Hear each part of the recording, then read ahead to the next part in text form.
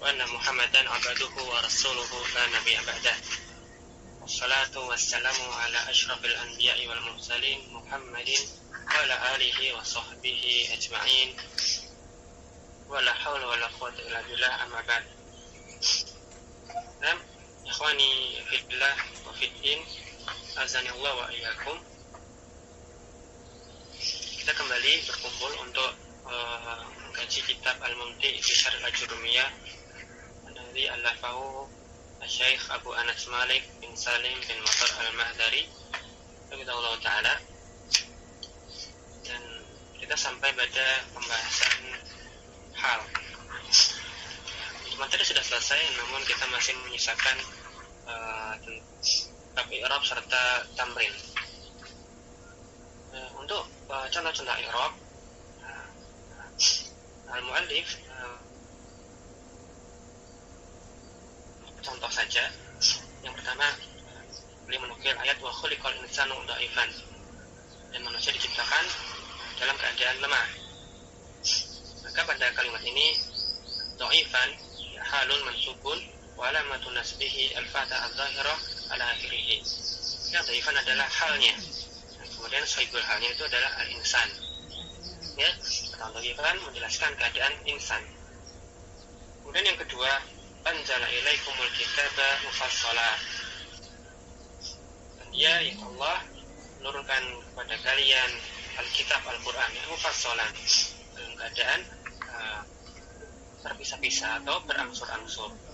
Maka mufassalan pada kalimat ini halun, dia adalah halnya, menjelaskan keadaan kitab ketika diturunkan. Ya, mufassalan halun mansubun wa alamatun nasbihi al-fathatu dhahiratu ala akhirih.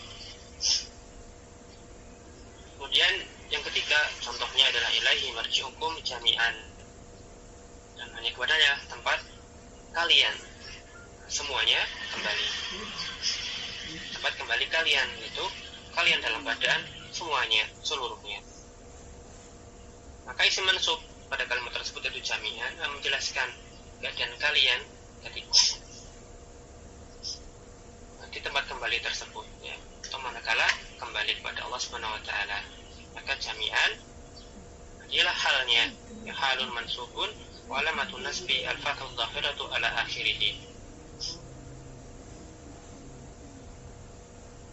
Kemudian yang keempat, ya, nukilan dari sabda Nabi SAW, yusyarun nasu yaumal qiyamati hufatan uratan hurlan. Maka pada penggalan sabda Nabi tersebut, maka di sini halnya adalah hufatan uratan hurlan, yang menerangkan keadaan manusia pada hari kiamat ketika dibangkitkan, ketika dikumpulkan. Ya, hufatan, uratan, hurlan, masing-masingnya adalah halun. Ya, hufatan nanti halun ula, uratan nanti halun saniyatun, hurlan itu halun salisatun, ada 3 hal, dan masing-masing nanti tanda nasabnya adalah al-fathah al-dhahirah ala akhir. Nah, jadi kita dapati bahwasanya semua tadi adalah hal mufrad, ya. Maka nanti dia bentuknya nakirah, mansub, kemudian dia menjelaskan sahibul halnya. Sahibul halnya itu pasti nanti ma'rifah. Sahibul halnya tidak harus nasab, bisa rafa, bisa nasab, bisa jar.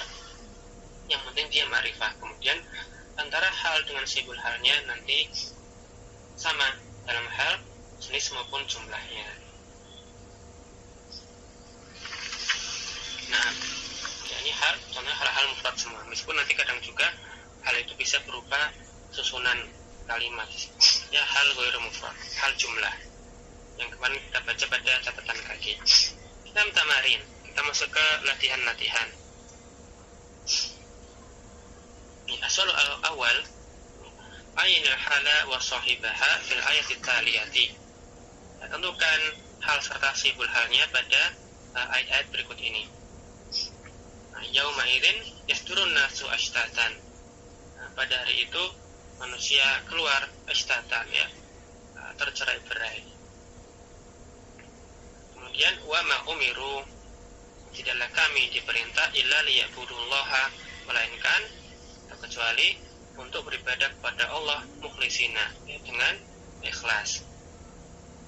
Serta ayat wa yanqalibu ila ahlihi masrurun, dan ia kembali kepada keluarganya masrurun, dengan keadaan gembira. Nah, yang ayat pertama sebutkan mana halnya, mana sahibul hal. Bismillah. Yauma ini yasdurun nasu ashtatan halun. Nasu sahibul. Nah, an-nasu sahibul halnya. Nah, Mas Anta. Alba al-halunya mukhlisina, iya benar, dia hal. Tapi sahibul halnya bukan lafzul jalalah. Siapa di sini sahibul halnya? Ya, bukan lafzul jalalah. Karena kita lihat hal itu kan harus sesuai dengan sahibul halnya dari sisi jenis dan jumlah. Mukhlisina di sini kan dia berupa jamak mudzakkar salim, maka pasti nanti sahibul halnya itu sesuatu yang bersifat jamak juga. Dengan Allahu wahidun, maka gimana? Sahibul halnya yang mana ini? Wa ma umiru illa liya'budu. Apakah ada yang jamak di sini? Pada umiru dan liya'budu ini ada domir, ya, ada wawul jamaah. Nah, wawul jamaah inilah sahibul halnya. Wawul jamaah menunjukkan jamak laki-laki. Maka mukhlisina itu adalah hal bagi sahibul hal yang berupa wawul jamaah. Al-jim, manakah di antara kalimat potongan ayat ini yang merupakan hal dan mana sahibul halnya? Wa yanqalibu ila ahlihi masruran. Masruran halnya halun. Sahibul halnya siapa yang dalam keadaan senang di sini? Naam, ya, bukan pada ahlinya tetapi pada dianya, ya, pada domirnya. Bisa baca kan yang senang di sini bukan keluarganya maksudnya, tapi dia. Maka sahibulnya itu adalah berupa domirnya, bisa yang domir mustatir pada yang qalibu atau pada domir baris pada ahlihi. Ya, maksud dialah yang dalam keadaan senang ketika kembali. As-su'alul asani fil makanil khali minal jumalil atiyati halan munasiban. Akan pada tempat kosong berikut ini hal yang sesuai. Nah, ini saya langsung coba aja contohnya biar waktunya cepat karena kita terbatas. Sholaitu lillahi, saya sholat karena Allah. Bisa kita bikin hal di sini, misalnya saya sholatnya dalam keadaan misalnya duduk, maka sholaitu lillahi jalisan, dalam keadaan berdiri. Sholaitu lillahi waqifan, atau dalam keadaan dengan ikhlas misalnya, maka sholaitu lillahi mukhlisan, karena saya ini laki-laki misalnya, maka mukhlisan. Sama jenis dan sama jumlah. Kemudian la ta'kul at-ta'ama, janganlah kau makan makanan, misalnya janganlah kau makan makanan dalam keadaan berdiri, sambil berdiri, tidak boleh. Maka kita katakan la ta'kul at-ta'ama waqifan, janganlah makan sambil berdiri, atau qa'iman, la ta'kul at-ta'ama qa'iman. Atau kalau kita mau pakai hal yang bukan mufrad, ya, pakai hal yang berupa jumlah, misalnya la ta'kul at-ta'ama wa anta qa'imun, atau la ta'kul at-ta'ama taqumu misalnya, ya, pakai jumlah fi'il atau jumlah ismiyah. La ta'kul at-ta'ama qa'iman mufrad, atau la ta'kul at-ta'ama wa anta qa'imun, atau wa taqumu. Ya, bisa pakai hal yang mufrad, bisa pakai hal yang jumlah. Kemudian isfah aman ataka, ya, mana isfah, ya, ufu, ya, maafkanlah, aman ataka, nah, misalnya musniban, yang melakukan kesalahan, atau asian, ya, melakukan kemaksiatan. Orang yang mendatangimu dalam keadaan bermaksiat atau yang lainnya. Nah, kemudian yang ketiga, a'rif mata tahu khattun fil jumalil atiyati. Silakan di i'rab garis bawah pada kalimat di bawah ini. Yang pertama, ja'a rajulu al-masruru, kedua ja'a rajulun masrurun, dan yang ketiga ja'a rajulu masrurun. Pertama, apa al-masruru i'rabnya? Al-masruru na'at. Nah, na'at ya. Al-masrur na'at karena dia dibaca rafa, ngikutin ar-rajulu, sama-sama ma'rifah, sama-sama mudzakkar juga. Nah, yang kedua, ja'a rajulun masrurun. Masrurun apa di situ? Na'at juga, Ustaz. Nah, masrurun na'at juga, sama-sama nakirah. Yang ketiga, Ja'a rajulun masrurun. nah, apa i'rabnya masrurun? Masrurun hal. Ja'a ar-rajulu masruran. Hal itu hal, dan soibul halnya adalah ar-rajulu. Ya, masruran halun dan soibul halnya ar-rajulu. Nah, ada huwa. Itulah hal mudah. Dan yang terakhir, a'rif qaulahu ta'ala, i'rablah firman Allah Subhanahu wa ta'ala, wa tarukuka qa'iman, dan mereka tarukuka meninggalkanmu qa'iman, ya, dalam keadaan berdiri ya. Maka nanti wawunya biasa ma qablaha, bisa wawu atau yang lainnya, tarukuka. Maka taruku ini fi'lun madin mabniun ala sukuni karena dia bertemu dengan wawul jamaah. Kemudian fa'ilnya adalah wawul jamaah tersebut, mabniun ala sukuni fi mahalli raf'in, ya, dhamir wawu itu wawul jamaah mabniun ala sukuni fi mahalli raf'in fa'ilun. Al-kafu ya dhamir kaf, ya, dhamir juga barizun muttasilun mabniun ala fathi fi mahalli nasbin maf'ulun bihi. Kemudian qa'iman, isim mansub, dan dia maknanya yang menjelaskan keadaan, maka dia halun, ya, dia nasab nakirah, kemudian menjelaskan dhamir kafnya ketika ditinggalkan dalam keadaan berdiri, maka dia halun ya. Qa'iman halun mansubun wa alamatun nasbihi afat adzahiru al-akhiri. Nah, hadza huwa intaina min babil hal. Selesai kita dari hal, isim mansub yang kelima. Nah, intinya hal itu dia menjelaskan keadaan, menjelaskan keadaan dari kata sebelumnya. Kata sebelumnya yang bisa dijelaskan, yang diterangkan keadaannya ini ya bisa macam-macam, bisa isim yang rafa, bisa yang nasab, atau bisa jar. Adapun halnya sendiri dia pasti nasab. Dan nanti bentuknya hal seringnya pakai isim mustaq dan dia nakirah. Dan kata yang diterangkan syaratnya harus berupa isim ma'rifah. Kemudian antara hal dengan sibul halnya ini nanti sama dalam hal jumlahnya ataupun dalam hal jenisnya. Nah, dan kadang-kadang hal juga berupa hal jumlah. Dan kalau halnya itu berupa kalimat, ya, bentuknya itu tidak sebuah kata tetapi kalimat, maka nanti perlu diikat, dihubungkan maknanya dengan sibul halnya, dengan menggunakan dhamir ataukah huruf wawu serta dhamir.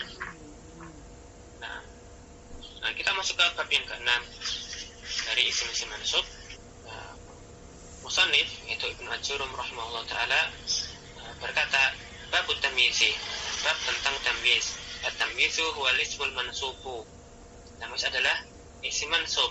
Al-mufassiru lima in bahama minad dawati, yang menjelaskan kesamaran pada suatu zat, ya, atau menjelaskan zat yang masih samar maksudnya. Nahu qalika, seperti misalnya dalam ucapan tasabbaba Zaidun araqan, ya, tasabbaba Zaidun, Zaid bercucuran, araqan, keringatnya. Tafaqqa'a Bakrun Syahman, atau contoh lainnya tafaqqa'a Bakrun, Bakar bertumpuk, Syahman, lemaknya. Wataba Muhammadun nafsan, Muhammad itu baik, nafsan, jiwanya. Serta contoh lainnya, ishtaraitu 20 gulaman, saya membeli 20 apa? Gulaman, 20 budak. Atau yang lainnya, wa malaktu tis'ina na'jatan, saya memiliki 20 apa? Na'jatan, kambing domba. Wa Zaidun akramu minka aban, Zaid itu lebih mulia daripada kamu. Ya, maksudnya ayah Zaid lebih mulia daripada ayahmu. Wa ajmalu minka wajhan, serta wajahnya Zaid lebih bagus daripada wajahmu.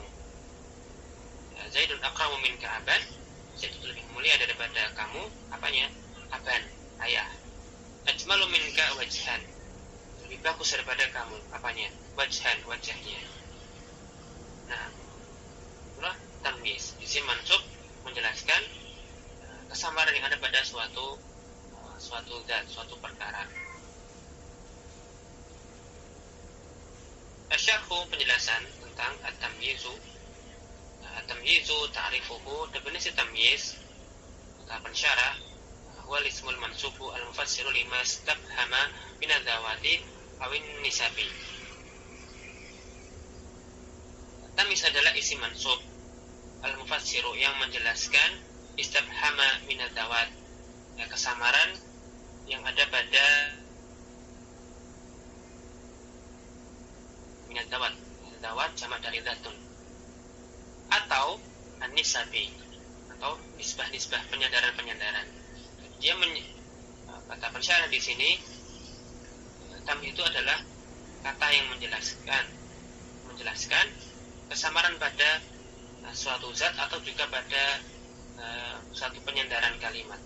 Ya, kesamaran dari zat, ya, pada suatu kata, yaitu zat kata tersebut, ataukah dia menjelaskan penyandaran, kesamaran yang ada pada kalimat maksudnya.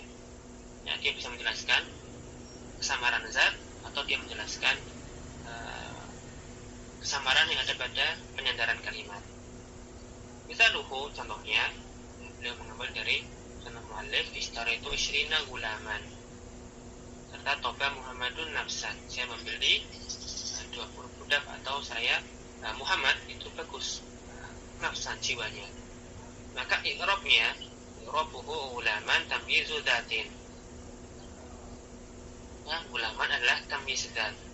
Li'annahu fassara kalimatan mufradatan, karena dia menjelaskan sebuah kalimat tunggal, yaitu isyrina. Nah, dia menjelaskan isyrina ini apa yang isyrina, apa yang 20. Masih samar, bisa 20 buku, 20 pulpen, atau yang lainnya. Nah, isyrina ini meskipun sudah jelas maknanya adalah 20, tetapi di sisi lain juga masih samar. Apanya yang 20?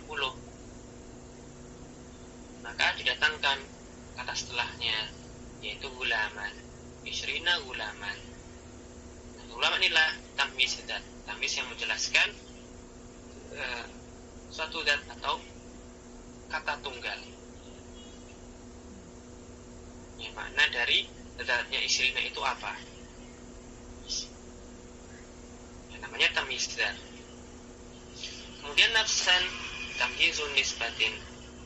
Adapun nafsan, maka ini adalah tamyiz nisbah. Kenapa kok disebut tamyiz nisbah? Li'annahu fassara jumlata toba Muhammadun. Karena ia menjelaskan, bukan menjelaskan zat dari suatu kata, tetapi dia muncul dari penyandaran kalimat. Misalnya toba Muhammadun, kata toba ini disandarkan kepada Muhammad.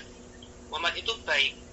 Ini maknanya sebenarnya sudah jadi kalimat sempurna, sudah jelas maknanya. Tapi di sisi lain masih mengandung kesamaran yang masih global. Seperti tadi 20 apa masih global. Kali ini toba Muhammadun, Muhammad itu baik, masih global, masih bisa mengandung banyak kemungkinan. Apakah memang seluruh hal yang berkaitan dengan Muhammad itu toba baik, ataukah mungkin akhlaknya kah, ilmunya, wajahnya, apa yang baik di sini? Ya, masih global, sudah jadi kalimat sempurna, jelas, tetapi di sisi lain masih terlalu global, masih mengandung kesamaran. Perlu ditentukan yang baik ini apanya. Maka kemudian diletakkan kata nafsan, ya, jiwanya Muhammadullah yang baik, toba Muhammadun nafsan. Maka nafsan tamyiz, dalam hal ini dia menjelaskan penyandaran kalimat yang masih samar, maka dia jenisnya tamyizu nisbatin. Tadi sebelumnya gulaman, menjelaskan kesamaan ada pada suatu kata, yang menjelaskan kesamaan pada zat suatu kata, maka dia namanya tamyizul dzatin. Maka anwa'uhu, jenis-jenis tamyiz itu ada dua, tamyizun nau'ani. Tamyiz ada dua macam, mufradun wa jumlatun, atau jumlah. Maksudnya mufrad di sini nanti adalah tamyiz dzat, sedangkan jumlah tamyiz nisbah. Nah, al-awwal qala asy-syarih hafizahullah taala tamyizul mufradi, ya, tamyiz mufrad. Itu nanti nama lainnya tamyiz dzat. Wa walladhi yuzilul ibhama an kalimatin wahidatin. Yaitu tamyiz yang nanti dia menghilangkan kesamaran pada suatu kata tunggal, pada sebuah kata. Jadi yang samar itu kesamarannya ada pada sebuah kata, ya, zat dari sebuah kata. Namanya tamyiz mufrad atau tamyiz dzat. Wa ya'ti tamyizul mufradi ba'dal adadi wal wasni wal kaili wal misahati, atau bisa juga dibaca al masahati. Dan tamyiz mufrad ini nanti dia datang biasanya setelah bilangan, setelah ukuran massa atau berat, atau setelah kail, ukuran volume, takaran volume, atau setelah al-masahah atau pemisahah, ukuran panjang atau luas. Ya, tamyiz mufrad itu biasanya nanti datang setelah bilangan, wazan atau dia ukuran massa atau berat, kail, takaran volume, ukuran air, serta masahah yang panjang, lebar atau luas. Ini datangnya tamyiz mufrad datangnya setelah keempat perkara tersebut. Kenapa? Karena ada wazan, kail, serta masahah, itulah kata yang dia memiliki kesamaran. Misalnya untuk yang al-adat, seperti misalnya dalam ungkapan malaktu tis'ina na'jatan, saya memiliki tis'ina 90 apa? Maka bilangan 90 ini sudah jelas jumlahnya adalah 90 maknanya, tetapi 90 apa? Nah, bisa nanti macam-macam buku kitab atau yang lain. Maka dia memiliki kesamaran, dia masih mubham dalam hal ini, masih terlalu global. Maka perlu ditentukan yang mana maksudnya. Maka diletakkan isim mansub yang menjelaskan kesamaran kata tis'ina. Ya, kesamarannya ada pada sebuah kata, yaitu tis'ina. Diletakkan kata na'jatan, malaktu tis'ina na'jatan, saya memiliki 90 kambing domba. Maka na'jatan ini itulah tamyiz. Fungsinya dalam kalimat dia menjelaskan kesamaran pada kata yang masih global, masih samar. Dan nanti untuk adat ini tidak semua angka nanti untuk penjelasan berupa tamyiz. Nanti maksud adat di sini adalah angka 11 hingga 99 yang dibatasi.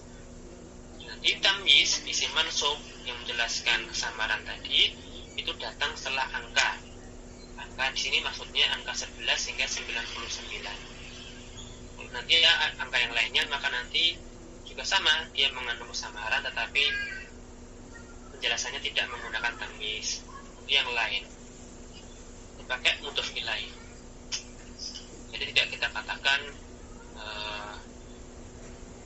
3 buku misalnya pakai tamyiz kitaban, salah satu kitaban tidak, tapi salah satu kutubin nanti. Adapun kalau 20, 30 ya antara 11 hingga 99, 11 buku misalnya, ada asyara kitaban, isruna kitaban, dan seterusnya. Ya pakai tamyiz isim mansub. Kemudian untuk yang wazan, tamyiz datang setelah wazan, ukuran. Wazan ini maksudnya bukan pola tetapi ukuran. Ishtaro itu rotlan asalan.